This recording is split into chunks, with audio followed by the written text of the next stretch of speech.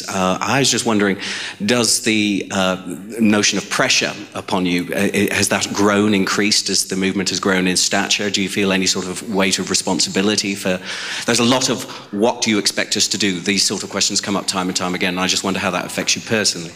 Well, yeah, I've been able to reconcile that internally with the basic understanding, which I talk about a lot, is that I'm only one individual. While people might look to me, and as obviously people are asking me questions, which I appreciate, and I have done a great deal of research, and that's pretty much all I'm doing now, so I like to provide as much information as I can, and hopefully that will be digested and built upon. Simultaneously, I've been able to condition myself to not feel like I am now responsible for anything, and I'm just like anyone else. And I say that constantly to people. As a founder, I'm an initiator. I definitely don't like the term leader, as you know from many of my general rhetoric, because it implies that I have all the answers, you know. It implies, or Jacques as a leader or anything. That we don't need leaders anymore. We need people to actually be educated. Leaders is a corrupt concept. The leadership leadership and peasant relationship, I can't think of another word for it. Leadership and public relationship is really power strangulation, because the public can't be educated for leaders to be maintained. And that's why we have basically a dumbed down type of arrangement throughout the entire world, and the restriction of information throughout the dawn of time since the divinity of kings. It's been all about restricted information from the masses so the leaderships can maintain power. And that's what we have to get over. So I emphatically want people to become their own leader, as I say it, or in the words of like Jiddu Krishnamurti, who knew very well about that concept in Zeitgeist Addendum. But I do feel pressure, obviously, standing here, you know, I have tremendous obligation, and I am compelled to do as much as I can, and I do get dissatisfied if I don't feel I've committed things properly and things like that, or let people down. And of course, everyone scrutinizes everything I say now. I can't make any statement without somebody, you know, anything that's slightly ambiguous, you'll see some blog taking it out of context and creating a new subcontext for it. Suddenly I'm advocating Nazism or something, you know. So I have to be very careful now with pretty much everything I say. So it does become stressful, I definitely admit that, but I also understand it. We don't know what the carrying capacity of the Earth is. People will say today that, oh, it's because of overpopulation. You have, you know, one child dying every 5 seconds, which is complete nonsense. Even these global institutions like the World Health Organization will admit that there's easily enough food to feed everybody. There's easily enough technology to create desalination plants to deal with the water shortages and scarcity in the third world. So I'm of the contention, when I look at what we're doing and how inefficient it is and what we could do if we maximize efficiency, I think the current population can be multiplied many times over, frankly. But that doesn't change the problem of a public that doesn't think about its relationship to the planet, which hasn't been the case. Through religious indoctrination, you know, be fruitful and multiply, we've had this rhetoric throughout time. Dominant value systems of creating a family and such, with no real regard for the environment that they're bringing them into, understanding that each child needs the necessities of life, so they have to have the resources of the planet. So what needs to happen, first of all, totalitarianism doesn't work. Imposing rules on people simply doesn't work in the long run. So I would never advocate, because it doesn't work, any type of oppressive policy for, you know, some kind of population control or one-child policy. I'm against all of that. What I would say, though, is that if the public doesn't begin to understand its relationship, there will obviously be natural problems which hopefully will resolve themselves by the consequence of what actually occurs. So I've jumped around a little bit. Let me just say that in a resource-based economy, the educational system would be designed from the very early ages. Instead of teaching people about Goldilocks and, you know, all of the play school, kindergarten, preschool stuff, and all these the kind of mind-numbing things they do to children, which children learn extremely fast. And of course, the young impressions are the most permanent for most of the minds of most people. Excuse me.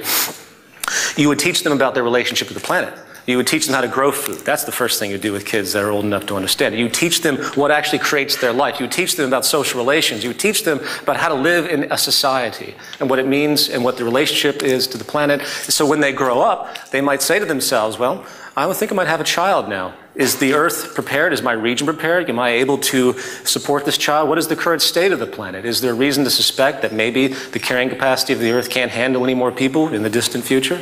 That's the type of rationale that will occur. And that's all you can hope for. If it comes down to it that the population just irrationally starts to continue to multiply itself, well, that's its own decision for demise. There's nothing anyone can do about that. You know what I mean? But surely the depletion of, the fish stocks and deforestation, that gives you an idea of not just consumerism, but growing populations' impact on resources. You may wish to address this, or even say what you just said in the film, so that skeptics can at least understand the point of view of the Zeitgeist movement on that matter. Well, I think I've more or less explained the fundamental point of view, and the resource consumption of human beings has to be related to the carrying capacity of the Earth when we finally figure out what that is. And people need to adapt accordingly, just like you adapt to any other form of natural law. It's not out of question. I really believe that the multiplication issue, this constant reproduction and expansion, is a result of early religious indoctrination. It's the Catholic Church and dominance of Europe. Uniquely the people that procreate the most tend to be the most least educated, tend to also to be the most poverty-stricken, which is so bizarre when you think about it. It goes to show that there's something going on in their sense of self that is it's distorted. It's not processing correctly what the relationship to the environment is. If I was poor, living in a very destitute scenario, why would I have 5 kids? But yet this happens all the time. So it's an educational imperative, is my point, and that's all you can really hope for. Again, is that the people will come to understand. Ants, for example, I saw a beautiful documentary on ants, and ants are incredible. They will go in their huge formations and they will consume a tree, but they leave just enough. They leave just enough to make sure they never damage it. There's studies that's done in this, and they move around, and they have some type of consciousness that they never deplete anything. They never deplete anything. They know what they're doing on some base level. And I think somewhere in our human physiology is that intuitive recognition that we live on a planet that has to be respected on all levels. But it's been completely robbed out of us. We've been completely decoupled because in the current economic model, the current global economic model, you have to keep reproducing. If you don't keep reproducing, no more money will be created. The consumption patterns will drop. I mean that very literally. If people stopped procreating right now, the economy would fail. That's how sick this society is. And that's why it's going to be so self-destructive in the long run from multiple angles, because it's not based on anything sustainable. So the more the population grows, it's going to hit a peak, and the peak is not going to be real.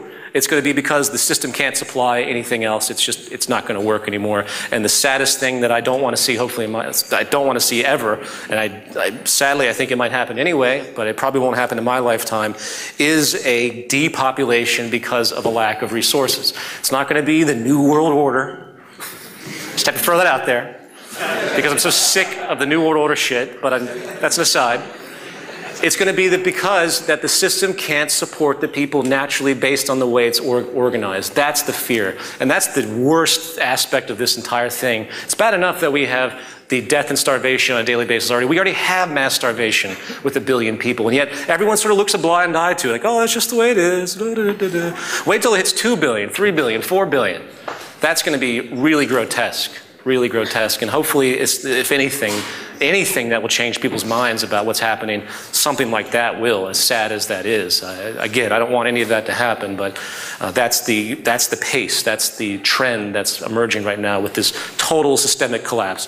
The population bubble will pop too if this isn't corrected soon enough. It's a bit tricky, my question. I know, I sort of think I understand your views on secret societies and conspiracy theories and the Illuminati and New World Order and that kind of thing. So I'm just going to go a little bit above it and think, sort of try to place the monarchy, the British monarchy. Unfortunately, I've noticed in my own, if I can say, ignorant research, that most people in London or in Britain believe the British monarchy to be only symbolic. I completely go against that. So I was hoping you could enlighten me on where will the British monarchy fit and the Freemasons in the whole picture. How are we going to get them involved? Okay, so basically I'll state the question. You're asking if I believe where the British monarchy fits within the... Yes, how are we going to get the Queen to go, come on, you know.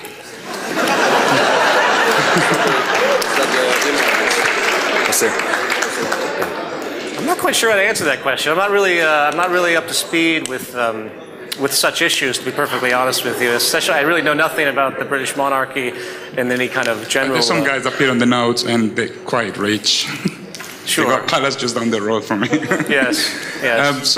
Yeah, that's kind of a question, because I don't see them backing down, especially when we have an army, like the British army, swearing allegiance to her, well, not to the people. The allegiance of any army, it can be shifted. We've seen that historically, regardless of the context. You know, that I believe that happened in Egypt. That even happened in Venezuela, oddly, in a false coup that occurred about a decade ago. But I don't know how to answer your question, unfortunately. But thank you. We'll be investigating, by the way. Okay, if you want to clarify that, maybe you can catch me outside. Great. This man here, please, Gina. He's been waiting. And let's try to keep the questions. You know, I know everyone likes to communicate. It's just people want. I know it's a short period of time. That's also. Hi, Peter. I'm a PhD student at Plymouth, southwest England, currently researching epigenetic robotics. My background's in computer science and evolutionary and adaptive systems. Quick question: are you aware of the existence of any website or internet accessible system that allows individuals around the world to log the presence of resources and their location and current state? So I'm talking about a bottom-up constructed database that's globally accessible and open to everyone. We've been trying to create that for a while. We called it From Earth to Venus. From Earth to Venus. Right. It was a gesture that I still have programmers, you know, playing around with, which is basically an online Wikipedia type of arrangement where you have to fact check it, obviously, and it's about documenting and essentially making different layers. There was some Google API programs that were able to do this, where you first of all, you denote where everything is, then you denote, you know, logic, you know, construct a logic of certain infrastructure depending on what the goal is in whatever region, whether it's irrigation. You look at where the locations of the best geothermal power plants are, where the best wind farms are. You do exactly what you just described. So we have that program that we've been trying to get going. I'm talking more about a kind of real-time global map of resources that resources including people, books, cars, just if everyone could, I'd quite like to start sharing resources with people now. And what I'm imagining is a community of people all around the world who want to share their resources, their possessions, so they upload where they are, what they have to this system. And then, you know, you've got what I see as the beginning of a resource-based economy, and we could do this now, right? That is happening now, isn't it? Do you see what I mean? Yeah. That is happening now. Yeah. That could provide your parallel structure. Yeah, no, I completely. I mean, you have the Facebook kind of arrangement that does this, an intuitive, well, a crude form of way of describing as far as general human interaction and what they're doing. So I know, I think that, I mean, the program is probably already in existence in a loose form for what you're describing. But as in your field, you should work to create. What's your next job? I shall look into it. Good. Okay, middle again.